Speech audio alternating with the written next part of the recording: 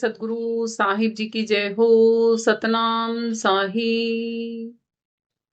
हे साहिब, आपका अनंत अनंत शुक्रिया, अनंत अनंत आभार। साहिब जी आपकी सर्वदा ही जय जयकार। आदरणीय सर्व संतों की जय हो। उपस्थित आदर के योग्य सभी जीवात्माओं को मेरा नमन। सतनाम साहिब। आप सब में बैठे परमपिता परमात्मा को शत शत नमन। अकबर कहता कि परमात्मा को क्या जरूरत है संतों की देही में आके ज्ञान देने की, क्या जरूरत है संतों को धरती पे भेजने की। परमात्मा का जी करेगा तो ऐसे ही ले जाएगा, क्यों भेजता है? क्या जरूरत पड़ी है परमात्मा को आत्माओं के पास आने की, जब आत्माएं अपनी मन मर्जी से पड़ी हैं यहाँ पे। तो बीरबल और अकबर जब ये चर्चा कर रहे थे तो अकबर का जो बेटा था, राजकुमार था, वो बाहर खेल रहा था। तो बीरबल भी धीरे धीरे करके राजा को बातों में लगा के और बाहर ही ले गया। अब धीरे से बीरबल ने अनायास ही उसको धक्का दे दिया तालाब में। वहां पर सिपाही भी खड़े थे, वहां पर सब कोई थे, खुद बीरबल भी खड़ा था, मगर अकबर खुद ही कूद गया पानी में।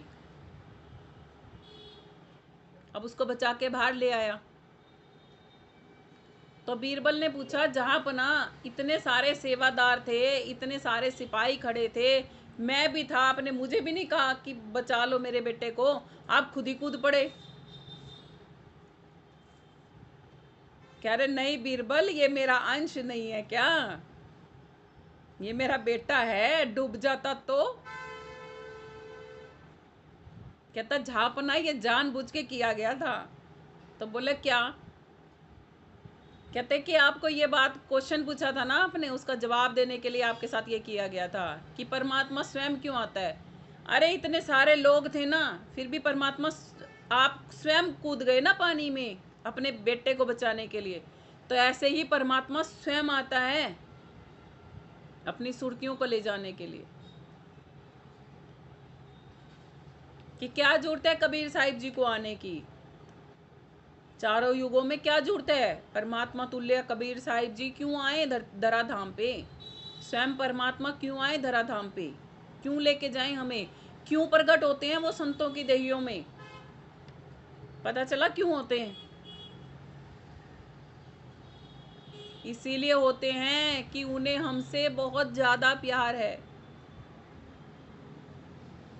हम तो इतना प्यार अपने परमात्मा से कर भी नहीं पाते। संतों के रूप में परमात्मा हमारे पास आते हैं, हम तो संतों को भी प्यार नहीं कर पाते। कर पाते हैं? कर पाते हैं अपने गुरु से इतना प्यार? इतनी शिद्दत है उनके प्रति। और होनी चाहिए क्या, नहीं होनी चाहिए? होनी चाहिए ना। सब कुछ निछावर हो जाए ना तब भी गुरु मिलता हो ना, तो कहते हैं बहुत सस्ता सौदा है। अगर आपको अपने गुरु के ऊपर है ना एक एक बूंद खून की, कतरे कतरे की भी देनी पड़े ना, नस नस में से सारा खून भी अगर आपका गुरु मांग ले तो वो भी कम है यदि गुरु मिल जाता है तो। जा रहे हैं पलटू साहिब जी भी कि मोरे शब्द विवेकी हंसा, बैठो शब्द की डार, करो साधना, पाओ उस परमात्मा को। उस शब्द की साधना इतनी करो कि उसमें ही समा सको। और जब भी कुविचार आए तो क्या करना है? ले हथियार, ऐसे कुविचार वाले शब्दों को मारो। क्योंकि साहिब के जो अंग है ना वो क्या हैं? पता है किसी को साहिब के अंग क्या क्या हैं? साहिब कहते हैं सत्य, ज्ञान, विवेक, प्रेम, भक्ति, भाव, शांति, संतोष, करुणा, दया, धीरज, क्षमा, सहनशीलता, त्याग, वैराग्य, सद्विचार, निज धर्मी और निज कर्मी, निहिकर्मी बनके मुझ तक आ सकते हो। ये सब सद्गुण मैं परमात्मा से यही प्रार्थना करती हूँ, अपने गुरुदेव से यही प्रार्थना करती हूँ कि हे मालिक, मुझ में ये सब सद्गुण आपने भर रखे हैं, बस ये प्रकट जो जो होने बाकी है ना वो सब भी प्रकट हो जाएं। हम सब में हैं ये सद्गुण, हम सब में ये नहीं है कि नहीं है। इनके एवर्स में ही हमने दुर्गुणों को अपना रखा है। देखो, सत्य है तभी तो असत्य है, शांति है तभी तो अशांति है क्या नहीं? संतोष है तभी तो असंतोष है, संतोष नहीं है तो असंतोष भी नहीं होगा, सत्य नहीं है तो असत्य भी नहीं होगा। तो हमने क्या कर रखा है? उनको अपना रखा है जो नकली हैं, और हमें किसको अपनाना है? जो असली है उसे अपनाना है। जैसे ये कच्चे रंगों की देही, धरती, आकाश, वायु, अग्नि और जल, ये पांचों कच्चे रंग की देही है, कच्चे तत्व हैं ये। पक्के तत्वों की देही कौन सी होगी? सत्य, सद्विचार, धीरज, दया, शीलता, ये है पक्के रंगों की हमारी पक्की देही।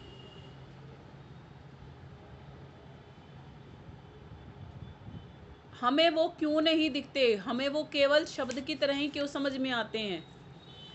जैसे हमें धरती दिखती है, हमें आकाश दिखता है, ऐसे ही हमें दया भाव क्यों नहीं दिखता? ऐसे ही हमें सत्य क्यों नहीं दिखता? सत्य तो केवल ये लगता है कि बोलने की चीज है ना? सत्य आत्मा है। सत्य क्या है? सत्य सोई जो विनशे नाही, जो कभी मिटता नहीं वो सत्य है। तो सत्य आप हो, सत्य मैं हूं, सत्य परमात्मा है।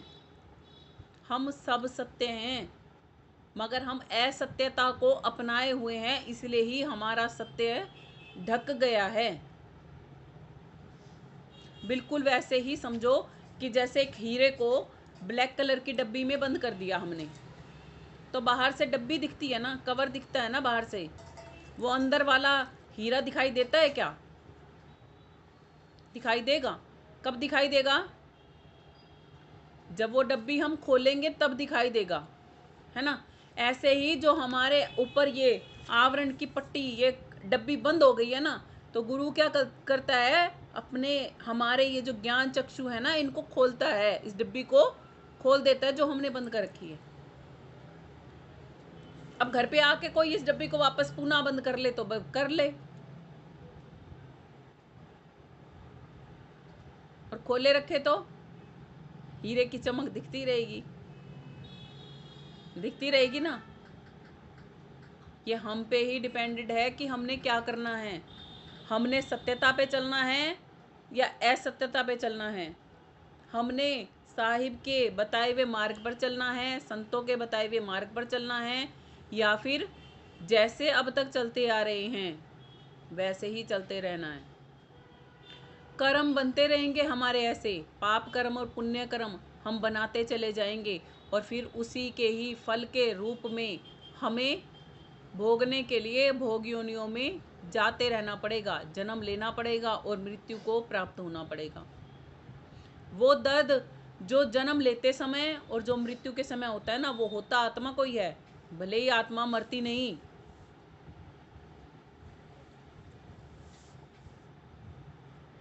जैसे सपोज करो आप कोई बहुत टाइट कपड़े पहन लो, अब आप उसको उतारोगे तो दर्द होगा कि नहीं होगा? कभी कभी क्या लगता है, बहुत बहुत टाइट हम जब कपड़े पहन लेते हैं कि कोई इनको काट ही दे, उतरते तो है नहीं, इनको कोई काट ही दे, होता है ना ऐसे। और काटते समय बाई चांस कैंची आपके लग जाए तो दर्द होगा ना। तो समझो कि जब हम ये शरीर छोड़ते हैं ना, क्यों कहा जाता है पीड़ा होती है? सहजो मृत्यु के समय पीड़ा होत अपार, बिच्छू 1000 जो डंक लगे एक सार। 1000 बिच्छू जितना दर्द होता है जब किसी की मृत्यु होती है तब। क्यों होता है? क्योंकि ये बिल्कुल टाइट खोल पहन रखी है हमने।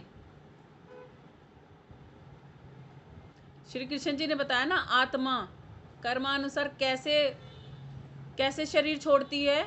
जैसे पुराने वस्त्रों को त्याग कर नए वस्त्र धारण किए जाते हैं, वैसे शरीर छोड़ती है। और सहजो बाई जी कहती हैं कि सहजो मृत्यु के समय पीड़ा होत अपार, बिच्छू 1000 जो डंक लगे एक सार। तो मतलब ये कपड़ा कितना टाइट पहन रखा होगा हमने कि जिसको उतारते हुए पीड़ा होगी।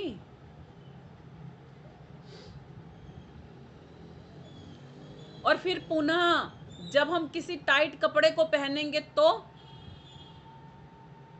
दर्द भी होगा ना। इसीलिए जन्म के समय क्या होता है, दर्द नहीं होता, होता है ना। और मृत्यु के समय भी दर्द होता है। कितना सख्त टाइट हम कपड़ा पहन रहे हैं हम आत्माएं, उस वजह से वो दर्द है।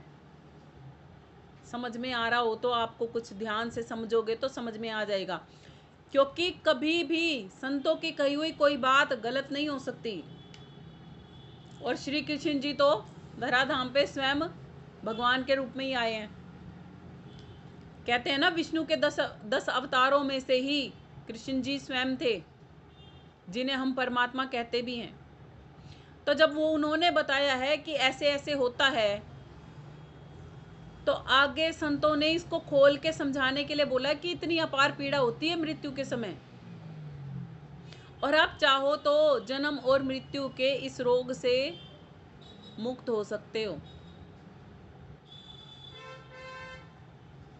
इस पीड़ा को सहन करने से बच सकते हो, यदि बचना चाहते हो तो। उसके लिए क्या करना पड़ेगा, शब्द की डार बैठना पड़ेगा, सूरत शब्द योग सीखना पड़ेगा। सूरत कहते हैं आत्मा को, शब्द कहते हैं परमात्मा को। जो सूरत शब्द योग करवाते हैं उनसे मिलना पड़ेगा, उन्हीं को कहा जाता है शब्द भेदी संत, जो वो योग करवाते हैं।